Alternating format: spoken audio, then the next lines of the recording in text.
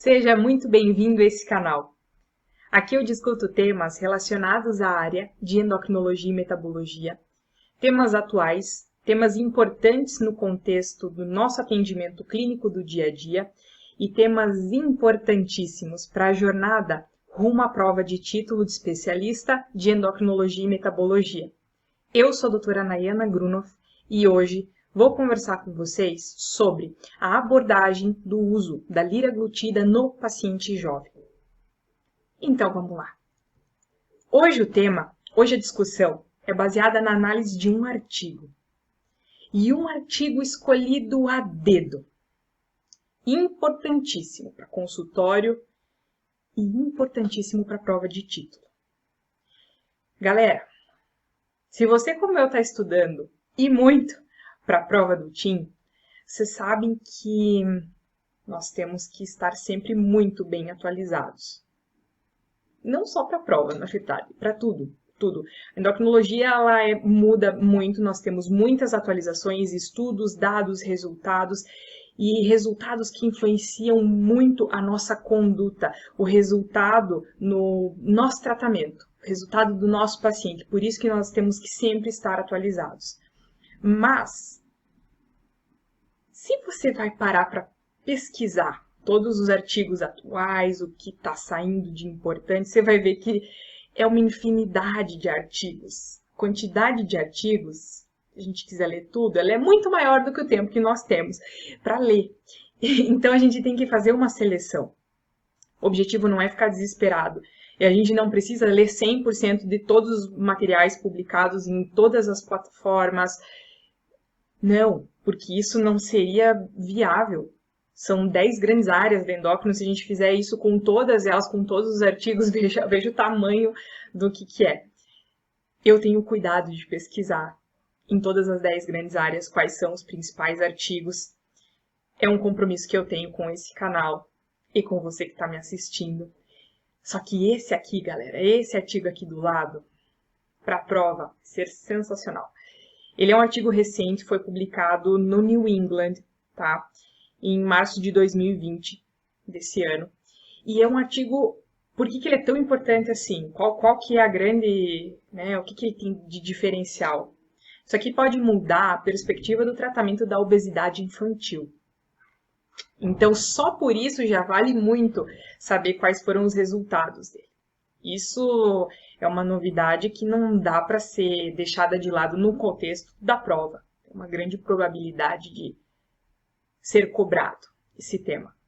Então, o meu objetivo aqui agora é mostrar que a análise de artigo ela pode ser um pouquinho mais fácil do que vocês imaginam. Então, primeiro, a gente já tem que selecionar quais são os artigos principais, o que realmente eu preciso focar a minha atenção. Agora vamos conversar um pouquinho de prova. Quando a gente está direcionando o nosso estudo para a prova, eu tenho que saber escolher qual é o artigo mais importante para direcionar a minha atenção. Porque são muitos temas, a gente não vai dar conta de fazer 100% de tudo, então nós temos que direcionar e fazer a estratégia mais eficaz. Esse aqui, ele é muito importante, tá? Então aqui a gente já vai pegar o que é o mais direcionado. E aí, pegando esse artigo mais direcionado, nós vamos fazer o seguinte, a gente vai simplificá-lo. Muitas pessoas já falam assim, nossa, Nay, eu não sou o maior fã da leitura de artigo, daquelas tabelas. Vê se não é assim. Eu pego a primeira página e leio ali o abstract e as conclusões, mais ou menos, e daí eu já sei mais ou menos do que se trata, daí eu consigo ler vários. Não é assim? Sim, eu tenho vários amigos que me falaram que fazem isso para agilizar, né? A gente quer ganhar tempo. Só que tem uma notícia para te dar, não é exatamente isso que é cobrado. A análise de artigo ela não é tão simples assim. Ela pode ser, sim, muito mais simples, mas ela não se resume a ler só o abstract ali. Isso não, a gente pode simplificar um pouquinho mais. Tem que entender melhor como que funcionam aquelas tabelas, os gráficos. Mas o mais importante é entender qual que é o objetivo principal do artigo. Por que esse artigo foi publicado? Como que esse estudo foi feito? Mas por quê? Qual que é o dado central que ele vai me dar? Qual que é o problema que ele vai resolver? A gente não tem que ler só por ler, a gente tem que começar a se questionar. Poxa, mas Será que realmente vai mudar no meu consultório? Será que é uma estratégia nova de tratamento? Porque quem avalia adolescentes com obesidade sabe que é um baita de um desafio de tratamento e de acompanhamento. Porque às vezes nós temos as mãos atadas para escolhas de medicações. A gente não pode escolher tudo que a gente quer para essa faixa etária. Mas será que a gente não tem uma perspectiva nova de tratamento? É isso que esse artigo quer responder. Então aqui a gente já olha a importância dele. Perceberam? Qual que é a importância maior desse estudo? Mais de 70% dos pacientinhos com obesidade pré-puberal, eles apresentarão obesidade na vida adulta. Isso chama muito a nossa atenção porque, assim, em outras palavras, precisamos intervir com o quê? Com as armas que a gente tem, que a gente pode usar. Algumas medicações, mudanças do estilo de vida e talvez liraglutida. Essa aqui é a proposta do estudo. Vamos ver. Na população pediátrica, a primeira linha de tratamento para a obesidade, e para todo mundo, né, galera? Para todo mundo, é a mudança de estilo de vida. Mas, nessa população pediátrica, o que a gente vê? Que a mudança de estilo de vida na criança, ela não é muito eficaz, tem uma baixa resposta, tem uma dificuldade um pouquinho grande. E quando eu falo de medicação e criança, eu não tenho tantas cartas na manga. Cada país funciona de um jeito. Aqui no Brasil, nós podemos avaliar a possibilidade de prescrição da sibutramina nos pacientes a partir de 16 anos. Tá? Avaliando bem certinho o estadio de Turner, tem que estar tudo certo. Ok. Como que funciona nos Estados Unidos? O FDA aprova o uso do Orlistat e da fentermina. E o EMA, European Medicines Agency, eles não aprovam nenhuma medicação na Europa. Então, cada país funciona de uma forma. Mas, o levantamento aqui é o seguinte. O FDA e o EMA, eles aprovam a liraglutida e a mudança de estilo de vida para manejo de peso nos adultos com obesidade. Se no adulto com obesidade essa estratégia ela é aprovada, seria uma opção possível, viável, o uso da liraglutida em associação com a mudança do estilo de vida para o paciente pré-adolescente? Para a população jovem? Será que seria uma opção legal? Lembrando aqui, só um parênteses, liraglutida tem um estudo muito legal que avaliou a eficácia da lira para peso em adulto. Foi o estudo SCALE, muito interessante esse estudo. Então, o questionamento é, tá, eu já tive vários estudos com a liraglutida para adulto, mostrou que é legal, tá aprovado, tá tudo certo, e aí para criança? Será que a gente não pode pensar que seria uma opção válida? Esse foi o questionamento. É daí que surgiu todo esse estudo, essa interrogação. E eles pensaram, tá, tudo bem, então vamos fazer um estudo com um objetivo primário.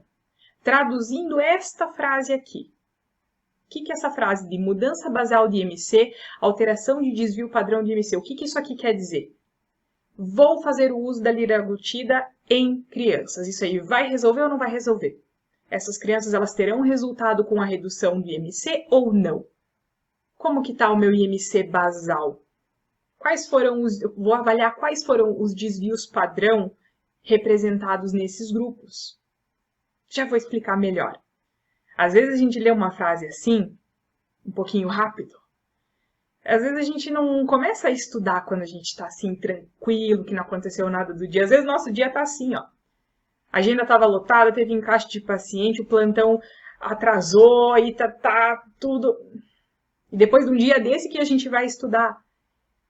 Então, eu tenho um cuidado de passar de uma maneira muito mais leve e mais fácil, porque eu sei que às vezes a gente não vai estudar com a cabeça tranquila, leve, né? Às vezes está tudo um turbilhão. Então, a gente tem que facilitar isso. Vamos entender qual foi o tipo do estudo. Esse estudo ele foi randomizado, foi um estudo duplo cego e multicêntrico. Tá? Então, esse estudo ele aconteceu em vários países, randomizado, duplo cego, multicêntrico, e a importância dele, o peso dele para a prova, é que não foi um estudo assim com N pequeno de pacientes e nem um curto período de tempo. Esse estudo avaliou os pacientes por um tratamento por 56 semanas e depois com mais 26 semanas de acompanhamento dos pacientes após a interrupção do tratamento.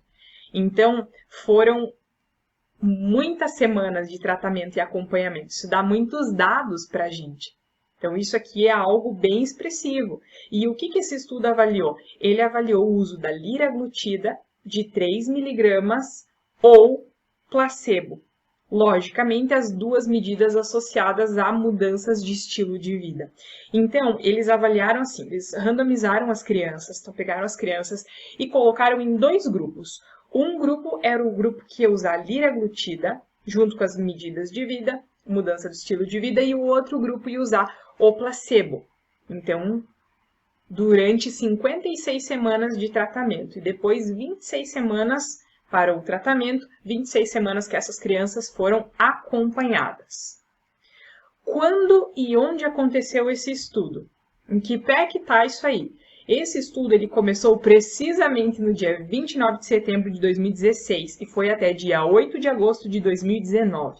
Esse estudo aconteceu em 5 países, na Bélgica, México, Rússia, Suécia e Estados Unidos.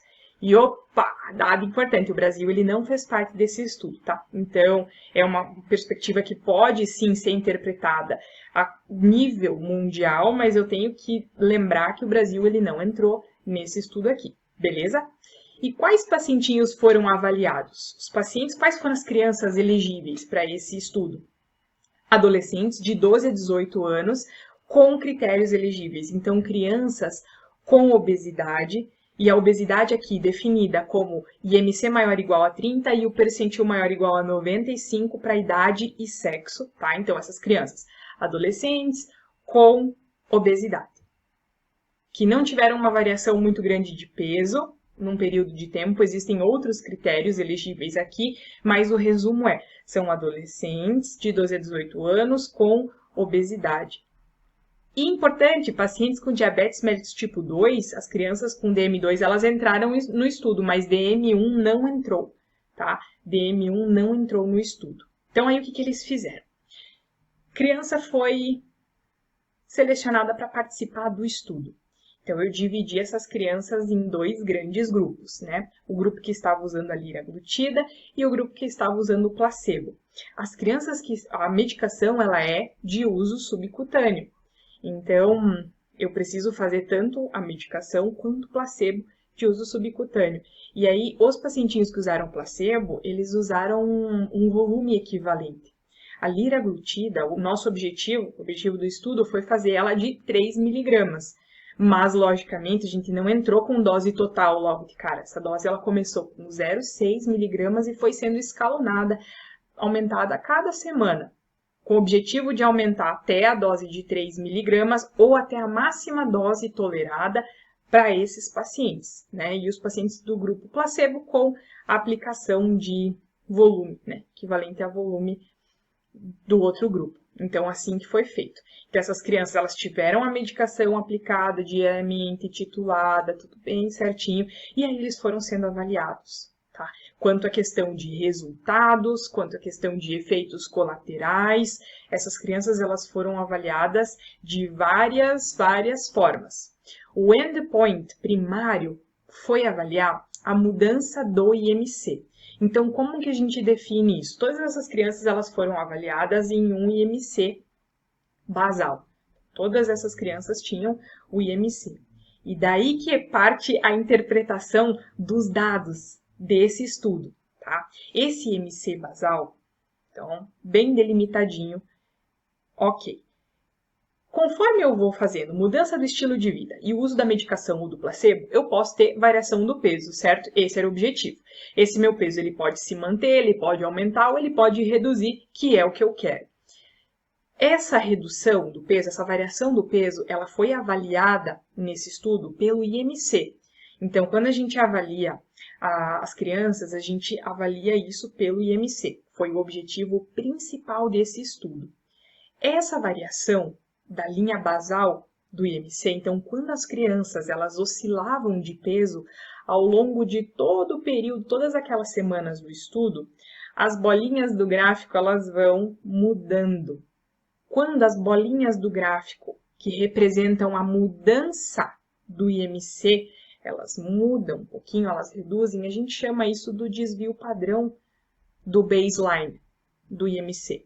Então, basicamente, para simplificar, essas crianças têm um IMC de base. A partir do momento que elas vão sendo tratadas e acompanhadas, eu tenho uma resposta no peso dessas crianças que influencia diretamente no valor do IMC. E esse valor alterado do IMC, ele é computado nos gráficos. E aí isso me dá os desvios padrão. Esse que é o objetivo. Então, o estudo, ele quis avaliar assim, do começo até a semana 56. Então, se eu olho do ponto 0, depois eu vou olhar no ponto da semana 56. Nai, por que a semana 56? Porque é a última semana de tratamento, tá? Depois disso são as semanas de acompanhamento. Então, eu olho no final, qual que foi a variação geral do IMC dessas crianças? Então, considerando o baseline, quantos desvios padrão? Como que foi? Qual que foi a relação do desvio padrão? Então, no quanto que mudou e melhorou o IMC dessa minha criança, daquele grupo que estava usando a liraglutida e daquele grupo que estava usando placebo? Essa que é a resposta que o artigo quer me dar. Quer me dizer assim, poxa, não, ó, eu estou olhando aqui que realmente as bolinhas, elas mudaram, o IMC mudou, melhorou, então será que é melhor mesmo usar a liraglutida do que placebo nas crianças? É isso que o estudo quer me mostrar. Lógico, esse é o endpoint primário. Então, quando a gente tem algum artigo, algum estudo, existe o objetivo principal, que é a estrela do estudo. É a minha pergunta de ouro. É aquela resposta que eu preciso muito para ter uma resolução de um problema importante, que é saber se eu tenho outra condição, outra possibilidade de tratamento para a obesidade infantil. Mas, será que é só aquilo que é avaliado? Não. Aí nós temos os endpoints secundários. O que é um endpoint secundário? São outras perguntas, são outros dados que eu posso aproveitar e avaliar naquele estudo também. Então, além do IMC, nesse caso, eu posso olhar também o peso das crianças. Eu posso olhar também os marcadores cardiometabólicos dessas crianças. Posso olhar a pressão, eu posso olhar o perfil lipídico, eu posso olhar fatores de segurança e posso colocar eles em estudos, em comparativos. Eu posso olhar os eventos adversos reportados pelas crianças. Então, todos esses são os endpoints secundários. Não, eles fazem parte do estudo, eles agregam muito para o estudo. São as outras perguntas, mas a pergunta de ouro é a mudança do IMC basal. Essa é a pergunta de ouro desse artigo, desse estudo, tá?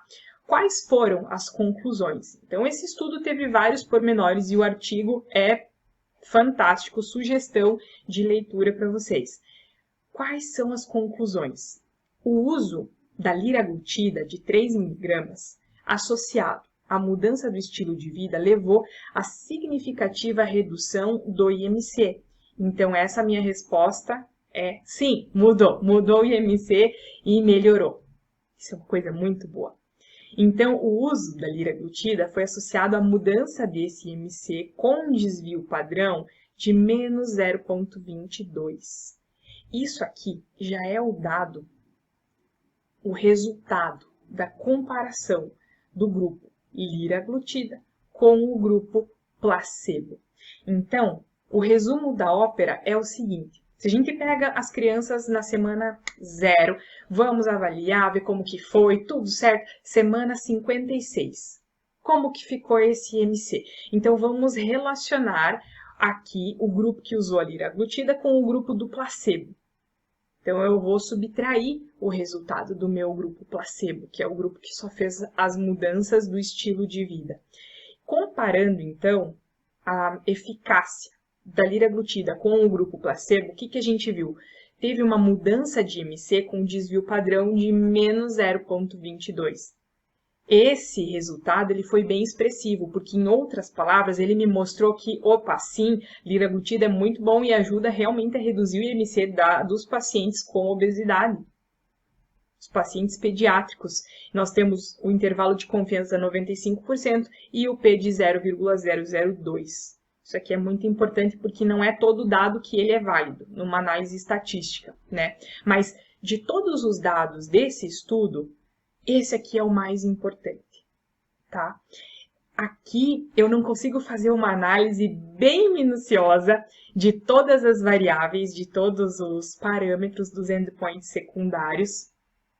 Eu fiz essa semana com o pessoal do meu grupo e aconselho muito, porque são dados bem legais que nós temos. Sabendo assim, por exemplo, os eventos adversos, eles são mais frequentes no grupo da liraglutida. Houve um episódio nesse estudo de suicídio no grupo da liraglutida, só que foi um tempo bem posterior a essas semanas. Depois, no acompanhamento desses pacientes, a gente teve algumas alteraçõezinhas também.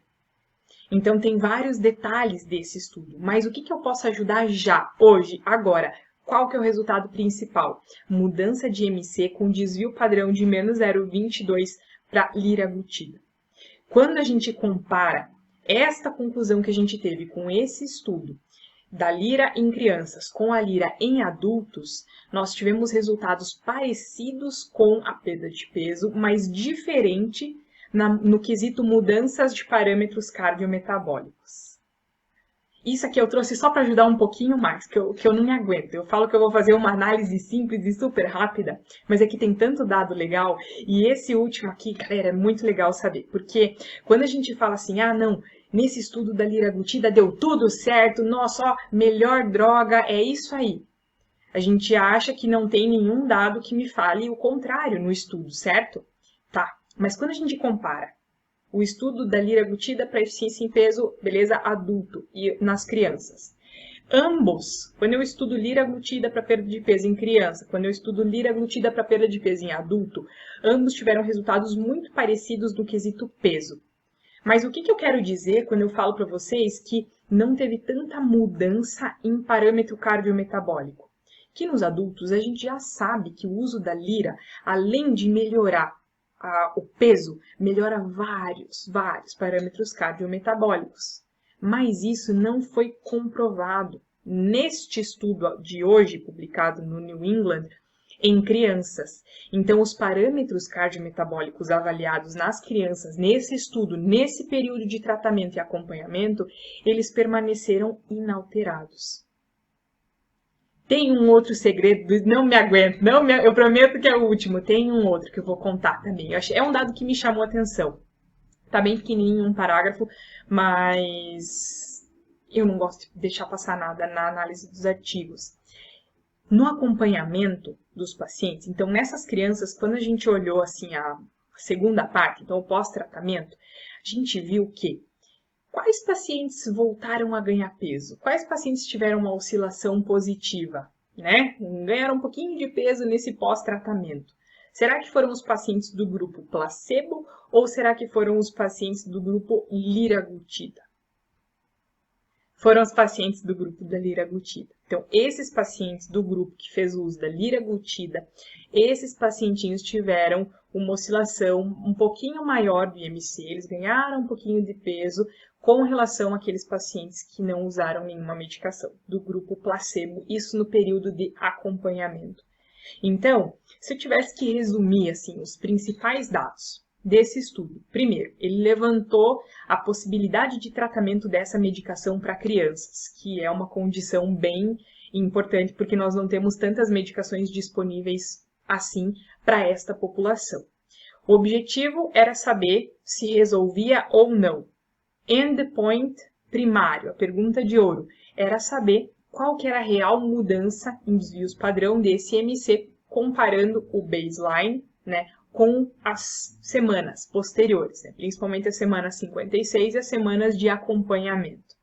Na conclusão desse estudo, é que o uso da liraglutida de 3 mg associado às mudanças de estilo de vida reduziu sim o IMC. E a mudança desse IMC, ela ocorreu com um desvio padrão de menos 0,22, comparando já a liraglutida com o grupo placebo. Parágrafo importantíssimo, se eu tiver que resumir assim, é essa frase, é o número 022 e essa frase aqui embaixo.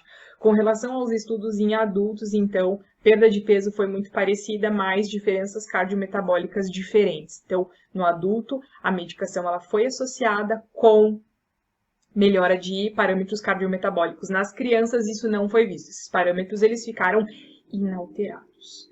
Quem teve um ganho um pouquinho maior de IMC no período pós-tratamento, então no período de acompanhamento, foi, contraintuitivamente pensando, o grupo da liraglutida. Tá? Resumindo assim, ó, muito rápido, os principais dados desse estudo.